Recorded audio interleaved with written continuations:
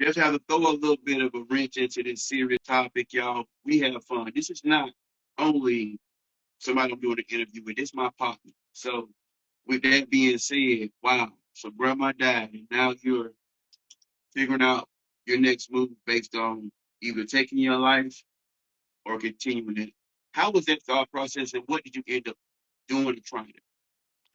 Well, so when I got back, went to try to cut my wrist, but my uncle ended up coming in there and catching me with the knife, and he took the knife from me. And then he just, like I said, he was like my father. Like I said, him and my auntie got married.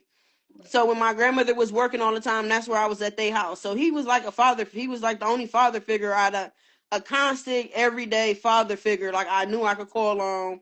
I knew would always be there. So when he called me, like he just pulled me to the side and he's like, "It's gonna be okay. Like she gonna make it. Like we ain't gonna listen to what they say. We just gotta keep praying."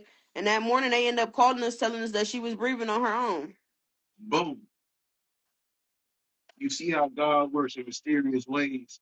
See, what would have happened if you would have took your life? If your angel, your uncle wasn't there to prevent that, you would have been at the concert by yourself. You're right. I most definitely would have You been. won't be looking for grandma. I most definitely would have been for And you would sure. be by yourself. I most definitely. You're right. I most definitely would be. Again, this is my partner. We can have fun and have a serious moment at the same time. There's Most two things definitely. you can get out of this: humor and um, what we're gonna talk about next. So now that you find out your grandmother is, you know what I'm saying, living, what was your process in? When can you get the next Uber or the next ride to your grandma? Oh yeah, like so. As soon as they sent the call, we all went up there. So Gotcha. she was. They was taking the machine out. We had to wait till they finished taking the machine out. They took the machine out, and she was ready to go. Mm. But so she stayed there for a while, but she got better. She came home, and life went back to life. And Life went back to life. Since we're on this, can you tell me is she still living or not? no, she passed in the middle of fighting this case. Boom. That's where we're gonna go to. For those that don't know, like I said, we've been trying to get this thing orchestrated and organized, and we're here now. And this is actually the main event of this whole situation.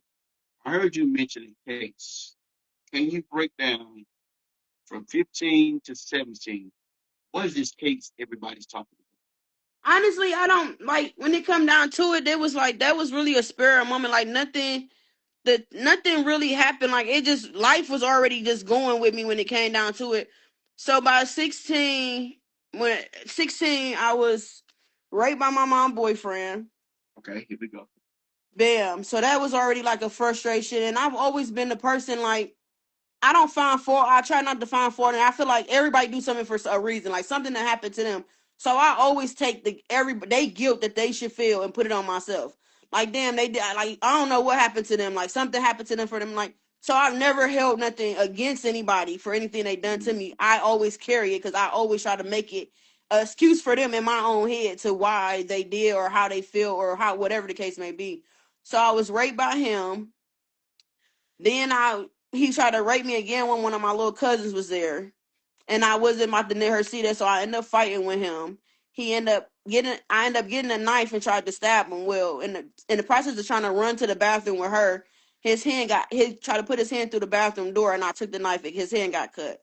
So when my mom came back home that night, he had went to the emergency room. She came back home. He was like, "You better not tell what happened, or you know what's gonna happen to her." But he already was beating on her anyway, so I already knew what he was capable of.